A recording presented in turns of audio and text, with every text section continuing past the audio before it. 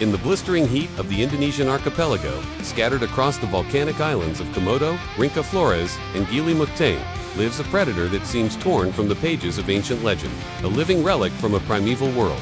The Komodo dragon. This beast is not just the largest lizard on Earth, it is the embodiment of raw survival, a predator shaped by millions of years of evolution, untouched by mercy, with scales that glisten like armored plates, a forked tongue that flickers like fire, and a gaze as cold as stone. The Komodo dragon rules its domain with an iron grip. These islands are not just its home. They are its kingdom, and every creature that breathes within these rugged landscapes lives under the looming shadow of the dragon. Deer grazing on the dry grasslands, wild boars searching for roots, even water buffalo wandering through the savannas all are potential prey to this patient hunter. The Komodo does not chase recklessly, nor does it waste its strength. It waits, calculating every move as if time itself bends to its will. Silent, relentless, it stalks with precision, a master of ambush. And when the moment comes, the ground trembles under its weight. Claws carve into the earth, and rows of serrated teeth sink into flesh like blades forged for destruction. But the Komodo dragon's true weapon is far more sinister than its jaws. Hidden within its saliva lies a toxic brew of bacteria and venom, a chemical cocktail that turns a single bite into a slow, unstoppable death sentence. A wounded prey may escape the initial strike, but its fate is sealed. Days later, weakened and delirious, the animal collapses only to be devoured by the same dragon that delivered the fatal blow. This is not mere hunting. This is domination, a predator that does not simply kill, but conquers. And yet, behind the raw savagery lies a story far deeper. The Komodo dragon is a relic of forgotten times, a titan that has survived while its monstrous cousins vanished into extinction. It is the last of its kind, the dragon that refuses to bow to time, standing as a living monument of nature's unrelenting power. On these islands, survival is not given, it is earned in blood. And no creature knows this better than the dragon. Masters of the hunt, the dragon does not rely on speed alone. No, it is patient, cunning, and merciless. A master of ambush whose strategy has been perfected through the ages. Picture this, a sambar deer wanders unsuspecting through the dry, cracked earth of Komodo Island. The sun blazes above, the air heavy with silence. But the silence is a lie. For beneath the twisted roots of a tree, half buried in dust, lies the dragon. Its armored body blends into the land itself, its unblinking eyes fixed on the target. With each flick of its forked tongue, the Komodo tastes the air. Molecules of scent drift into its mouth, feeding its Jacobson's organa primal radar that guides it to prey, even kilometers away. Blood, decay, sweat, nothing escapes the dragon's tongue. And when the moment is right, the world erupts. The dragon lunges with shocking force, claws like daggers tearing through the ground. The deer bolts, panic surging, but the dragon is already upon it. Muscles coil, jaws snap, and teeth like serrated knives sink into flesh. The ground shakes with the struggle, dust rises like a storm, and the predator clamps tighter. But the Komodo is not just a brute force killer, it is an assassin with time on its side. If the prey escapes, staggering into the distance, it carries within it the venom of the dragon of venom, laced with anticoagulants that prevent clotting, and toxins that induce shock and paralysis. The victim's breath grows shallow, its blood flows freely, its legs collapse beneath it, and the dragon follows. Always following, slowly, deliberately, never rushing, because it knows. The kill is inevitable. Hours may pass, days, even, but the outcome will never change. When the prey finally falls, weak and helpless, the dragon arrives not as a chaser, but as an executioner. And when the feast begins, it is a spectacle of raw brutality. The Komodo does not nibble, nor does it hesitate. With a single violent jerk of its head, it tears chunks of flesh from its victim, swallowing them whole. Its jaws stretch unnaturally wide, its stomach swelling to contain meals that can weigh up to 80% of its own body mass. Deer, boar, water buffalo even, smaller dragons, nothing is safe from this relentless appetite. But perhaps the most chilling part of this feast is not the kill itself. It is the way the dragon waits, calculating, patient, knowing that time is its greatest ally. This is why the Komodo dragon is not just a predator. It is a tactician, a living weapon sharpened by millions of years of survival. It does not need speed, it does not need mercy. It needs only time, and time always favors the dragon. The dragon's dominion hunting is only one side of the Komodo dragon's reign. To truly understand this beast, we must look beyond the kill into its mind, its social order, and the ruthless laws that govern its existence. The Komodo is no mindless monster. Behind those cold ancient eyes lies a predator of cunning intelligence. It knows patience, it knows strategy, and it knows the silent language of power. When multiple dragons converge on a carcass, chaos does not erupt blindly. There is order, and order carved from fear and dominance. The largest, strongest, male claims the throne of the kill. With a hiss and a powerful swing of its tail, it drives away challengers. Smaller dragons circle cautiously, waiting for their chance. They do not dare confront the Titan directly, for they know what happens to the weak, and what happens is cannibalism. The Komodo dragon does not discriminate between prey and rival. To them, flesh is flesh.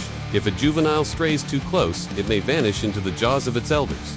For the young, survival is a desperate game. From the moment they hatch, they face the very real threat of being devoured by their own kind. It is why hatchlings scramble to the trees, living high among the branches for years, feeding on insects, lizards, and small birds saved from the relentless hunger of their parents. Only when they are strong enough to defend themselves do they descend to the deadly ground. This cannibalistic hunger is not cruelty. It is survival, honed by an environment where every scrap of life must be claimed with blood.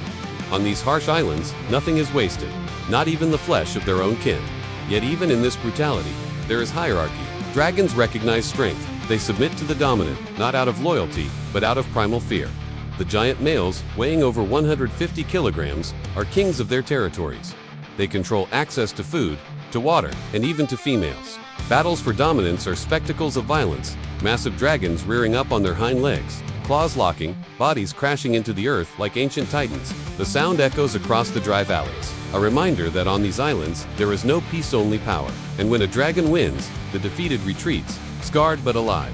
This is the law of the Komodo. The strong endure, the weak serve or perish, but their intelligence extends beyond combat. They know how to exploit the land, how to wait at trails used by prey, how to position themselves near waterholes where animals must drink. They can sense a dying carcass from over 6 miles away, guided not by sight but by the invisible trail of scent carried on the wind.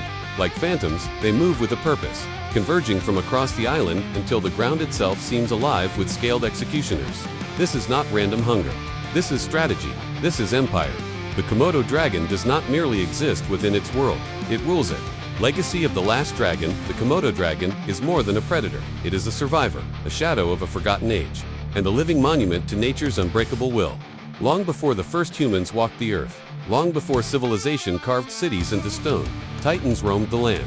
Dinosaurs thundered across the plains, colossal reptiles ruled the seas, and winged beasts soared in the skies. Yet, as millennia passed, fire and ice swept the earth, and extinction consumed nearly all of them.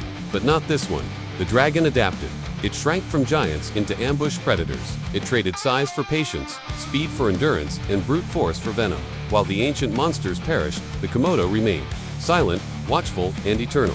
To look upon a Komodo dragon today is to gaze into the past, a glimpse into a chapter of life that should have ended millions of years ago. Each scale is a page from Earth's primal history. Each scar is a record of battles fought and won. Its forked tongue, flickering like flame, reminds us of the myths humanity has carried for centuries. The dragon, and perhaps it is no coincidence. Across civilizations, separated by oceans and time, the dragon appears. In Europe, it was the fire-breathing serpent to be slain by knights. In Asia, it was a celestial guardian, a creature of wisdom and storm.